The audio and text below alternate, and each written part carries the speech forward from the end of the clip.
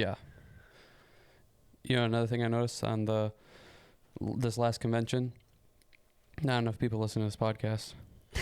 Too many dancers laying on the ground stretching before they do class. Oh, yeah.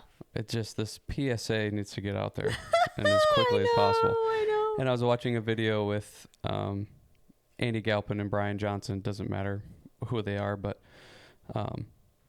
Andy Galpin was having him go through like a warm-up and that sort of thing. And I was just like, okay, these are cool ideas to incorporate in my own warm-ups that I do with the kids and that sort of thing. And I just, again, maybe think of being at the convention again. It was just like, I just wanted to go over there and be like, guys, get up. Stop doing that. Stop laying on the ground. That's not going to warm you up. What are you doing? That's what I said in the one before this. When I started class with the yoga warm-up, I explained to them, I was like, we're going to do a yoga warm-up because we're trying to get your bodies, like, I probably said something dorkier, but like warmed up. Probably said like cozy or something. But we're trying to get your bodies warmed up, but we're not going to stretch because at the beginning of class, you want to have your muscles be like really strong rubber bands, not like loosey-goosey rubber bands. And in my head, I'm like, I hope all the teachers are listening to this right now. Yeah. Well, and it was cool watching the Andy Galpin one because he was going through like even more specific than I typically do, but just reiterating the point of your warm-up is for you to get your body ready for what you're about to do. So if you're just laying on the ground stretching, well, is the activity you're going to be doing just laying down stretching? It's like, no, you're probably going to be moving quickly and turning and lunging Changing and directions. squatting. Yeah.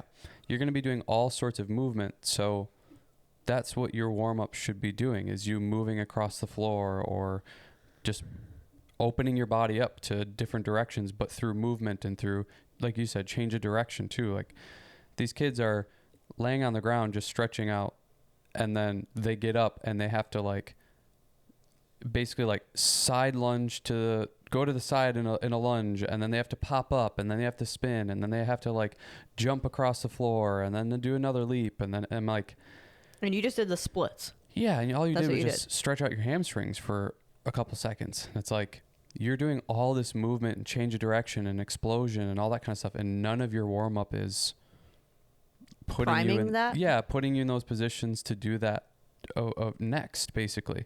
It's like that's what the warm up is. It's getting you ready to do what you're about to do. So your warm up should almost look like what you're about to do.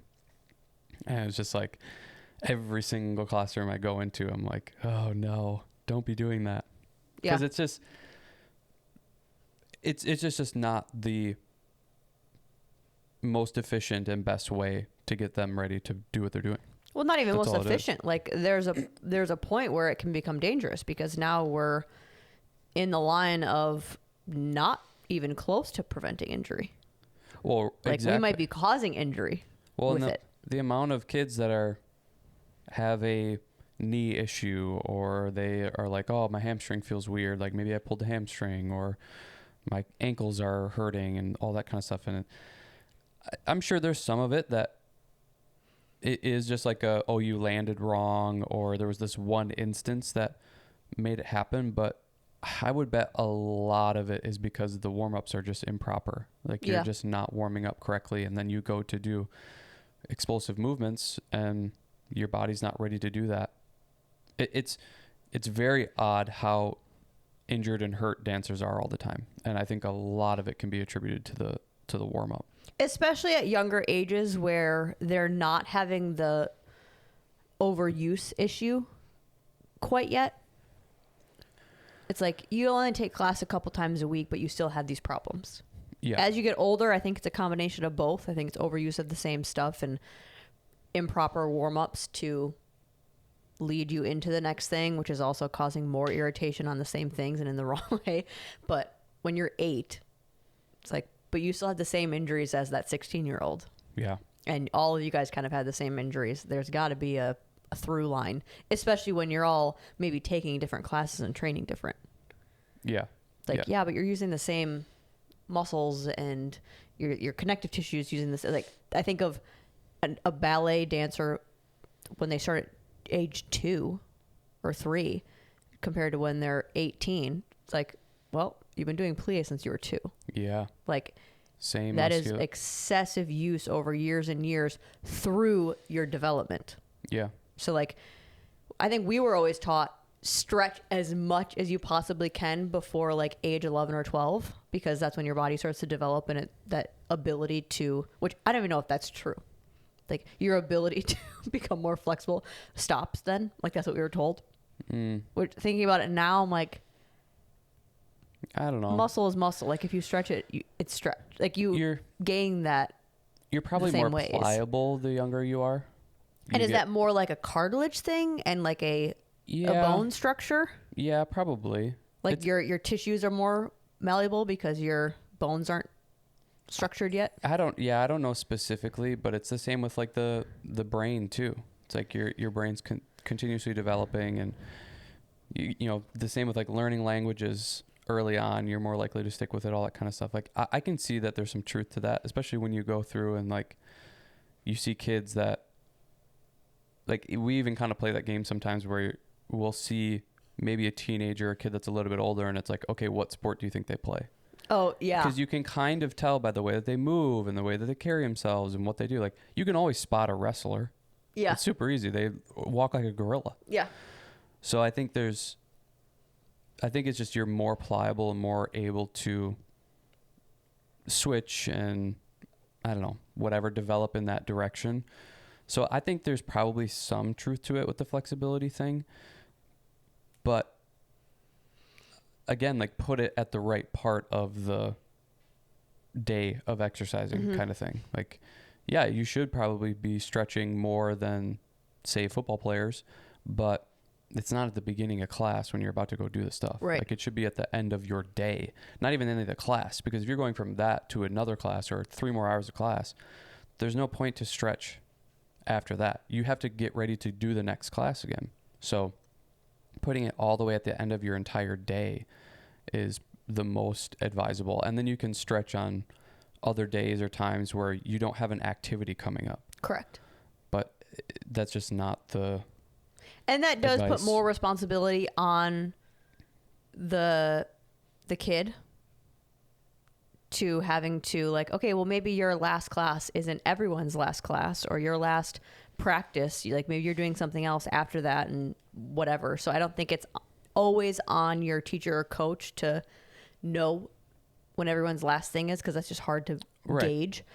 That should be you taking an extra 5 minutes after your practice and taking care of that. Like when we were growing up, that's what we were told.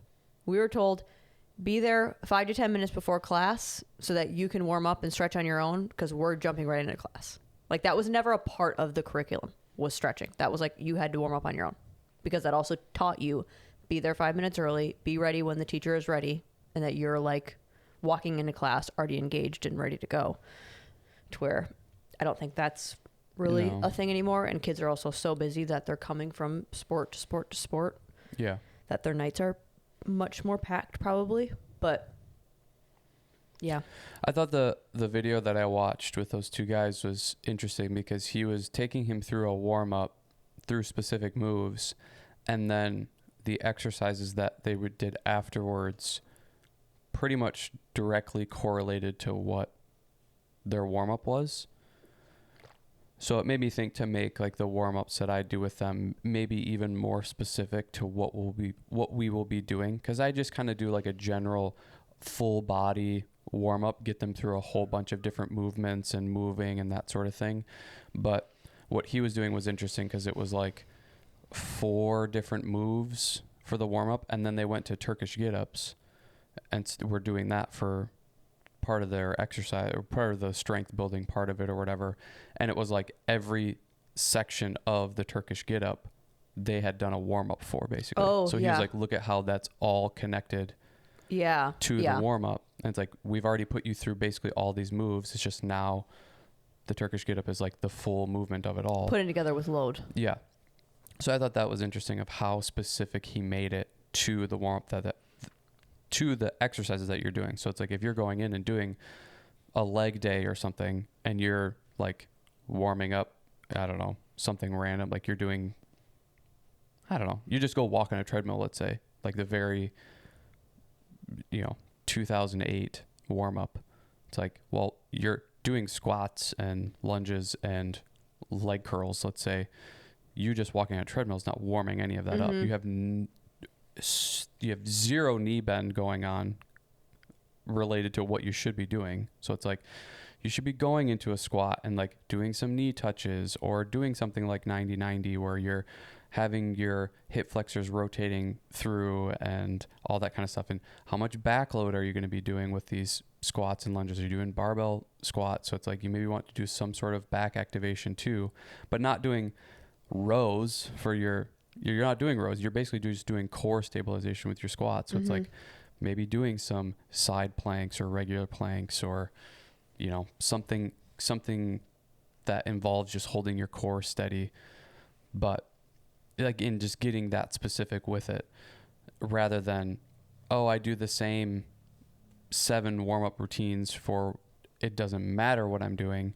Right. And it's like, that is still way better than going and just walking on a treadmill to kind of get your body temperature up, but just getting even more specific so that you can be even more efficient when you do go to do those exercises. And you might even start to see like mobility and flexibility open up a little bit more too, because you're actually targeting those areas that you're going to be working on, and then you go work on them.